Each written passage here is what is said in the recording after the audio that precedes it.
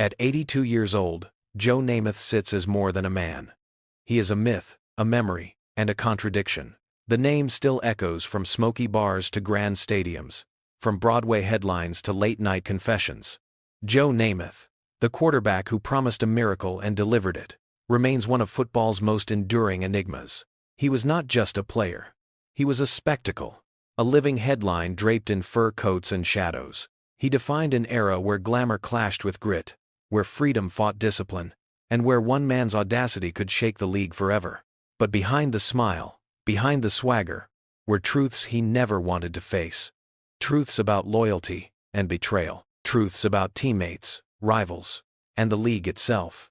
For decades, whispers followed him. Some said he was too reckless. Some said he sold his soul for fame. Others claimed his grudges burned long after the cheers faded. And now, as the years strip away the illusions, the hidden truths emerge like ghosts from a foggy stadium. This is not just the story of Joe Namath the champion. It is the revelation of 5 hidden truths that shaped his legacy, defined his rivalries, and haunted his nights. They are not stories of touchdowns, but of scars. They are not the highlights you saw, but the shadows you never knew. And the cold truth is this: without these battles, Joe Namath would never have become Broadway Joe. Joe Namath was born in Beaver Falls, Pennsylvania, in 1943. He grew up in a steel town that thrived on toughness and survival. The fields were muddy, the nights cold, and the dreams of escape rare. Namath found his way out with an arm that could throw lightning and legs that could dance past defenders. From the beginning, he was different. He had charisma that filled a room before he even spoke. Coaches saw his confidence as arrogance, yet teammates felt it as a shield. He made them believe. At the University of Alabama, under Bear Bryant, Namath learned discipline, but never fully surrendered to it. Bryant wanted order, structure, and silence. Namath wanted expression, freedom, and flair. That tension never left him. It followed him into the pros, where the league itself seemed to mirror the same conflict. The NFL was tradition, discipline, and authority. The AFL was flash, rebellion, and showmanship. Joe Namath chose the AFL. He was their perfect symbol. In 1965, the New York Jets signed him to a groundbreaking contract, more than $400,000. It was unheard of money for a rookie quarterback. The press exploded. Was he worth it? Could he survive New York? Namath did not flinch. He embraced the city's lights, the Broadway stage, the fashion world, and the endless cameras. He was no longer just Joe. He became Broadway Joe, football's first true superstar. On the field, his arm was a cannon, but it was his will that defined him. He carried himself with the swagger of a boxer, the charm of a movie star, and the nerve of a gambler.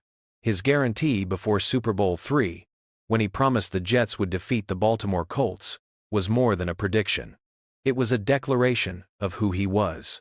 He spoke with unshakable conviction, then played with fearless abandon, and against all odds, he delivered. The Jets' victory in 1969 did not just crown a champion. It legitimized the AFL, forced the merger with the NFL, and changed football forever. Yet, success came at a cost.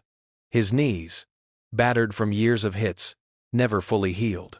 His off-field life became as famous as his passes. Bars, parties, women, and headlines followed him everywhere. Some saw a hero living free. Others saw a man unraveling under temptation. Namath never apologized for who he was, but he carried grudges, scars, and truths he rarely admitted. Beneath the fur coats and Hollywood smile, there lived a competitor who felt betrayed more often than celebrated. The bright lights masked shadows that would resurface in time, shaping how he looked back at his own life. Joe Namath was more than a quarterback. He was a reflection of an era. He was freedom against control, glamour against grit, rebellion against conformity, and every rivalry, every betrayal, every hidden truth that followed him was rooted in that conflict. #5. The clash with George Blanda. George Blanda was already a legend when Joe Namath entered the AFL in 1965. Blanda, the grizzled quarterback and kicker for the Houston Oilers, embodied the old guard. He was tough, disciplined, and fiercely proud of the traditional NFL style of play. Where Namath was youth and charisma, Blanda was experience and defiance. He had little patience for flash, and even less for rookies who drew attention off the field. Their paths were destined to collide. The cause of their tension was more than just football. Blanda saw Namath's record-setting contract as an insult to veterans who had bled for the game. While he was grinding through seasons, taking hits, and earning modest pay, a 22-year-old with fur coats and movie star looks was suddenly the highest-paid player in football. To Blanda, it represented everything wrong with the direction of the sport. Namath symbolized glamour, rebellion, and celebrity. Blanda stood for grit, sacrifice, and tradition. The old world and the new one collided every time they shared the field. The defining moment came in 1965, during Namath's rookie season. The Jets faced the Oilers, and the game was billed as a battle of eras. Namath played with poise, slinging passes with confidence, completing throws most veterans would never attempt. But what truly ignited the rivalry was Namath's attitude. After completing a touchdown pass, he strutted off the field with a grin that infuriated Blanda. To Blanda, football was a battlefield, not a fashion runway. He confronted younger players on the sideline, shaking his head, muttering that this kid was going to ruin the game. Cameras caught the scowl, the dismissive glare, and the tension became part of AFL lore. Their rivalry continued beyond that game. Each time the Jets and Oilers met, the subtext was clear. Blanda represented the past. Namath was the future. And the future was overtaking him. Fans and media turned it into a symbol of the AFL's identity crisis. Was it a league of old warriors, or a playground for flashy stars? Namath's eventual triumph in Super Bowl III answered the question. The new era had arrived, and the old guard could only watch. For Namath, the grudge with Blanda was not just professional. He knew the veterans doubted him, resented him, and whispered about him in locker rooms. He carried that chip on his shoulder, proving with every throw that he belonged. Yet, deep inside, he never forgave the contempt he felt from Blanda and others like him. The cold truth is that Broadway Joe's swagger was not only for the cameras, it was his armor, built in response to the disdain of men who thought he was undeserving. The rivalry with George Blanda was more than a clash of quarterbacks. It was the battle between the old soul of football and the daring spirit that would redefine it. And Joe Namath never forgot the way the old guard looked at him. #4. The betrayal of Weeb Ewbank. Weeb Ewbank was not just Joe Namath's coach. For a brief shining period, he was the man who believed in him when many did not. Ewbank had already made history with the Baltimore Colts before arriving in New York. By the mid-60s, he was tasked with turning the Jets into something more than a struggling expansion franchise.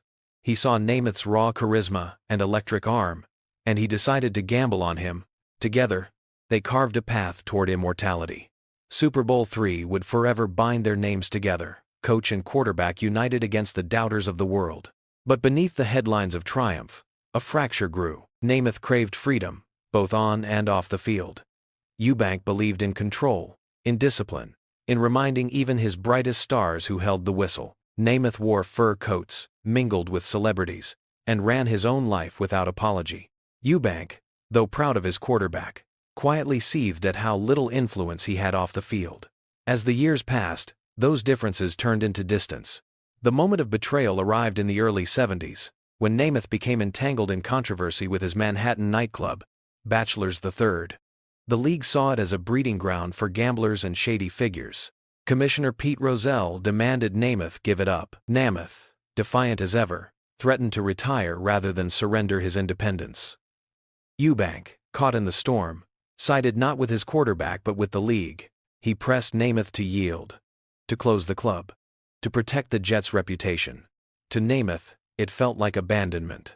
The man who once believed in him now stood with the establishment.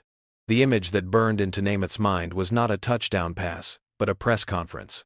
Cameras flashed as Namath announced his retirement in 1970, his voice shaking with both anger and pride. Though he eventually returned to the game, the scars of that standoff never healed. Ewbank remained his coach, but the bond had fractured forever. Trust had turned into caution, respect had curdled into resentment. Their relationship played out like a cold war in plain sight. Namath executed plays with brilliance, but his eyes told another story when Ewbank barked instructions. The coach who once felt like a father figure was now a reminder of how quickly loyalty could shift in the business of football. The Jets' decline in the years after their Super Bowl win only deepened the bitterness. Glory had turned to struggle, and behind the curtain, the partnership that once stunned the world was unraveling. For Namath, Ewbank was both the architect of his greatest triumph and the face of his deepest disillusionment. He carried that contradiction with him long after he left the Jets. The cold truth was this: Joe Namath never forgave Weeb Ewbank for choosing order over freedom, for siding with authority when his star needed him most. Their story remains one of football's most tragic alliances, a partnership that reached heaven only to fall into quiet betrayal. #3. The War with Don Shula. Don Shula was the face of discipline, a no-nonsense coach who demanded precision, order, and respect. By the late 1960s, Shula had built the Baltimore Colts into a machine, a team that embodied everything Namath had been told he was not. The Colts were polished, consistent, and terrifying. They entered Super Bowl III as overwhelming favorites, a juggernaut expected to crush the upstart Jets and their flamboyant quarterback. On paper, the matchup was laughable. Shula's Colts were the army. Namath was the showman. The seeds of their war were planted in that lopsided narrative. Shula's disdain for Namath was quiet but cutting. He saw him as reckless, undisciplined, and lucky to even be on the same field as his team. Shula believed in the old values of football: control, hierarchy, obedience. Namath represented the opposite: freedom, improvisation, and chaos, wrapped in a fur coat. By the time the two teams met in Miami, it was more than a game. It was a collision of philosophies, a symbolic war for the soul of the sport. The defining moment came in January of 1969. In the heat of Miami, Namath made his now legendary guarantee. He told reporters, with that unshakable swagger, "We're gonna win."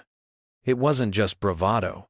It was a direct challenge to Shula's empire. To Shula, the guarantee was arrogance, an insult to the Colts' superiority. To Namath, it was destiny. When the Jets shocked the world with a 16-7 victory, Namath didn't just beat the Colts, he humiliated them. He humiliated Shula. The image of Broadway Joe running off the field with his index finger raised, declaring the Jets #1, became eternal. But for Shula, it was a scar. He never forgot that day. The Colts had been embarrassed on the biggest stage, undone not by precision, but by swagger. For Namath, that victory became proof that freedom could topple order, that rebellion could dethrone discipline. And though he would always celebrate that moment, he also carried the knowledge that Shula's cold contempt lingered long after the confetti was gone. Their paths crossed again when Shula rebuilt his reputation in Miami, leading the Dolphins to dominance in the 70s. Every time Namath faced a Shula-coached team, the air carried tension. Shula prepared for him with obsession, determined to ensure the chaos would never again eclipse his order. Namath, often battered and playing on fragile knees, still relished those games. For him, Shula was the symbol of every authority figure who doubted him.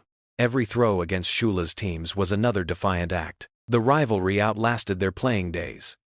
Shula's legacy became one of the greatest coaching careers in history. Namath's became one of the most iconic but complicated quarterback stories. Yet, beneath the surface, both men knew their fates were intertwined. Shula could never erase the humiliation of Super Bowl III. Namath could never erase the cold satisfaction of defying him. The cold truth is this: Don Shula never forgave Joe Namath for that day in Miami. And Joe Namath never forgave Don Shula for doubting his place in the game. Their war was not fought with words. It was carved into football's history, forever binding two men who stood for opposite worlds. #2. The rift with Pete Rozelle. Pete Rozelle, the commissioner of the NFL, was not a player or coach. He was the architect, the face of authority, the man who turned the league into a corporate empire. To many, Rozelle was a visionary. He secured television deals that made football America's new obsession. He built the Super Bowl into a spectacle. He enforced rules with an iron hand. But to Joe Namath, Rozelle was something else entirely. He was the embodiment of control, the gatekeeper who tried to strip away his freedom. The tension came to life in 1970, during the infamous Bachelor's 3 scandal. Namath, already the brightest star in the league, co-owned a Manhattan nightclub with his friends. The place attracted celebrities, models, and nightlife royalty. But it also drew men with connections to gambling and organized crime.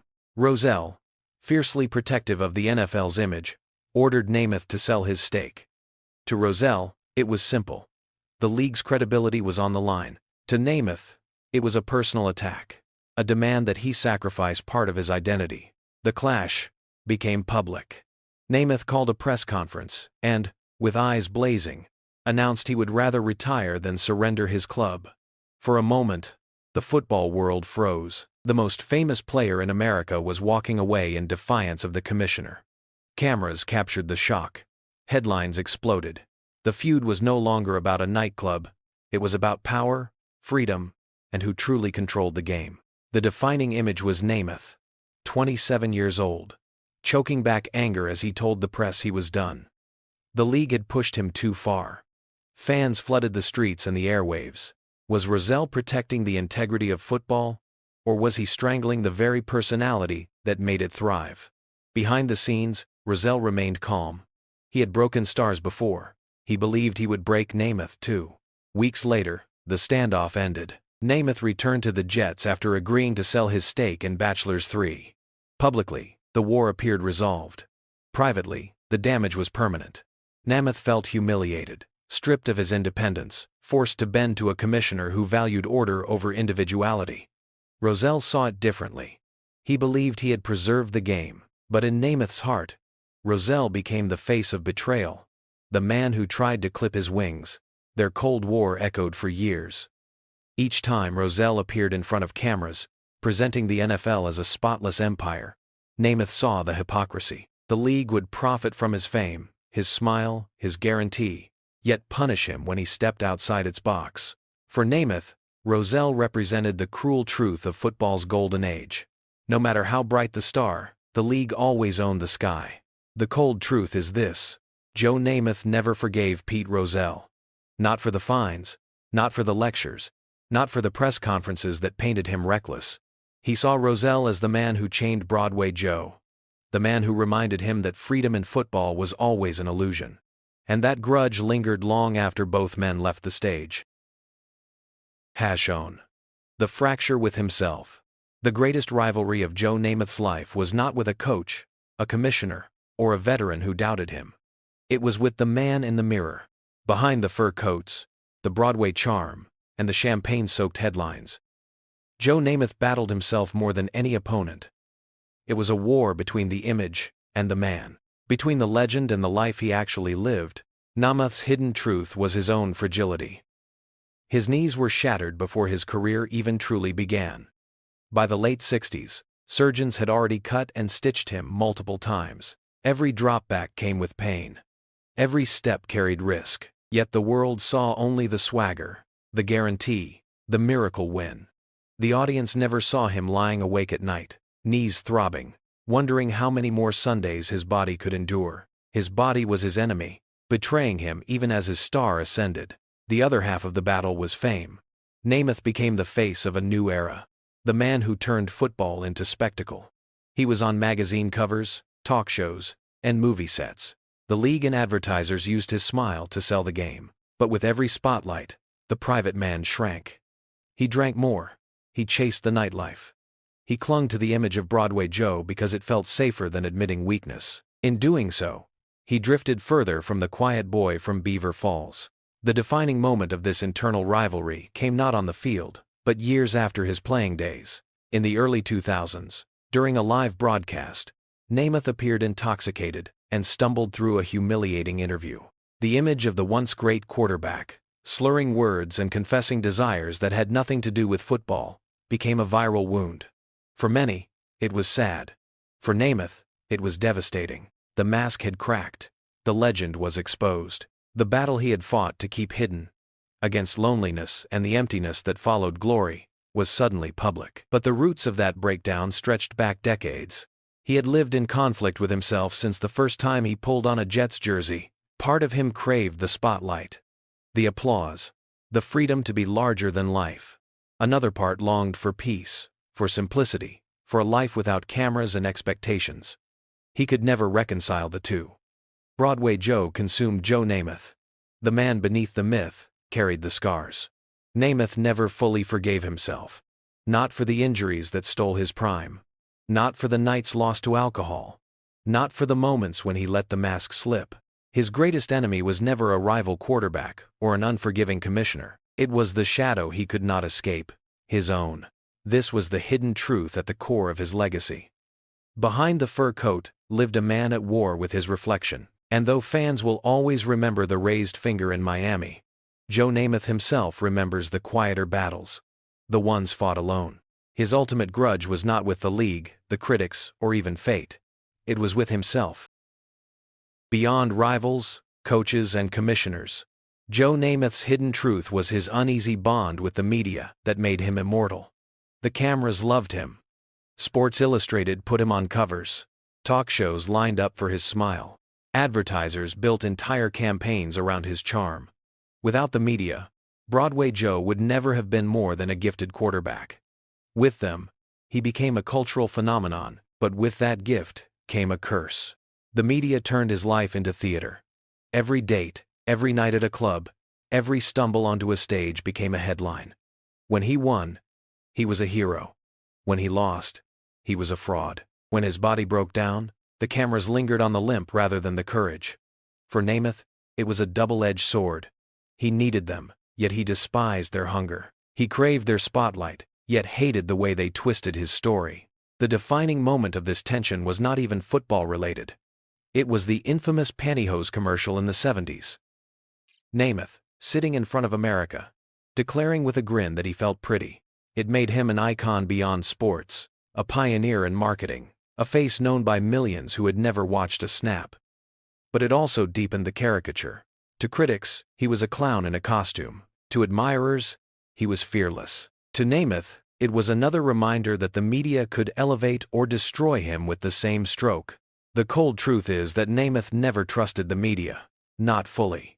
He played the role they demanded, but inside he resented how they shaped his legend. The spotlight was his greatest ally and his most merciless enemy. Joe Namath's story is not just the tale of a quarterback. It is the story of a man who embodied contradictions, who lived in a permanent collision between freedom and order, glamour and grit, rebellion and control. His legacy cannot be measured in simple numbers.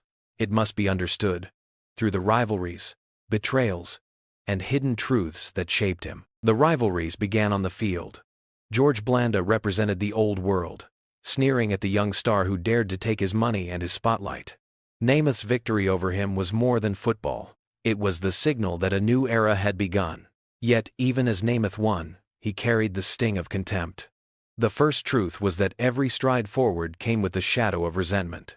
Weeb Ewbank, once a father figure, became the emblem of betrayal. The man who believed in him during his rise sided with authority when Namath demanded freedom. The fracture of that trust followed him forever. To Namath, it revealed a cold reality. Loyalty in football was fragile. Coaches, owners, even supposed allies would stand with the league before they stood with their star. The second truth was that belief could collapse into betrayal in a single season. Then came Don Shula, the general of discipline. Super Bowl III was not just a game, it was a war for identity. When Namath delivered on his guarantee, he carved himself into history. But with that triumph came an everlasting scar. Shula would never forgive him for the humiliation. And Namath, for all his joy, knew he had made a permanent enemy. The third truth was that victory often leaves deeper scars than defeat. Pete Rozelle, commissioner and empire builder, defined the fourth truth. Namath's war over Bachelors 3 was a reminder that freedom in football had limits. The league owned its players, no matter how bright they shone. Namath returned, but the wound remained. He had been forced to yield to authority, to bend when he wanted to stand tall. He never forgave Rozelle, and perhaps more painfully, he never forgave himself for giving in. The fourth truth was that freedom in football was always an illusion. And finally, the greatest rivalry of all. Joe Namath against Joe Namath. The Broadway Joe mask hid the wounded man. The pain in his knees, the nights lost to alcohol, the haunting sense that he was both adored and alone. Fame lifted him high, but it also consumed him. In private, he carried regrets that no Super Bowl ring could erase. The fifth truth was that the man who conquered the league could never conquer his own reflection. Together, these truths built his legacy. Joe Namath was not remembered simply for his passes, but for what he represented. He was football's first true celebrity, a star who made the game larger than life. He dragged the AFL into the mainstream, forced the NFL to embrace entertainment, and set the stage for every modern superstar who followed.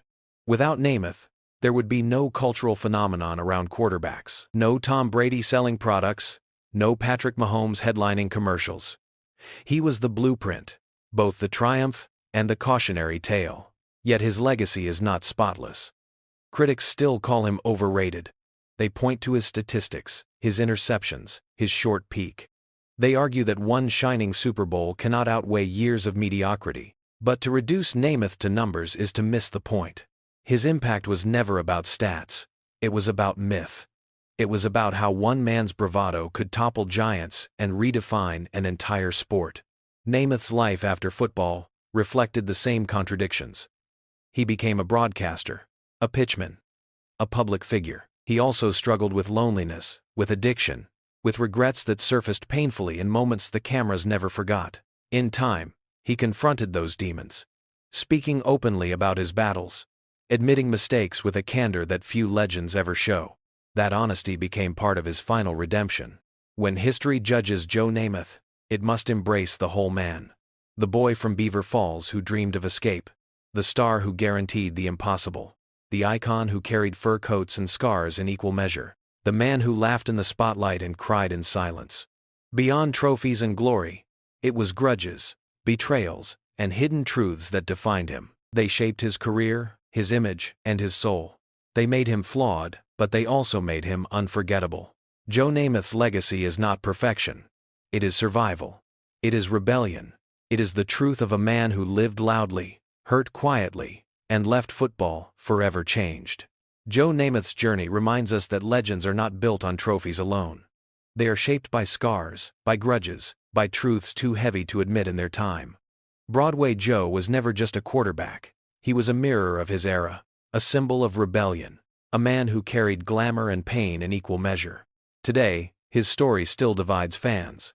Some see the icon who changed football forever. Others see a flawed star who flew too close to the lights. But what about you? Which truth resonates most? Was it the clash with the old guard, symbolized by George Blanda? The betrayal from a coach he trusted? The war against Don Shula's empire? The humiliation of bowing to Rozelle's power? Or was it the private war, the one with himself, that left the deepest scars? These are not just football questions. They are questions about legacy, about the cost of freedom, and about what it truly means to live larger than life. Do you believe Namath was right to fight the league, to defy authority, to wear his freedom like a badge? Or do you see the price he paid as too high, a warning for every star who followed? At NFL Hidden Truths, we uncover these stories because they reveal more than highlights. They show us the fragile humanity behind the helmets. If you were moved by Joe Namath's hidden truths, subscribe now and join us as we reveal the untold stories of football's golden age. From the 60s through the 90s, from legends to scandals, we bring you the truths that shaped the game forever. The game is not just about touchdowns. It is about the men who carried secrets, battles, and truths that the world was never meant to see.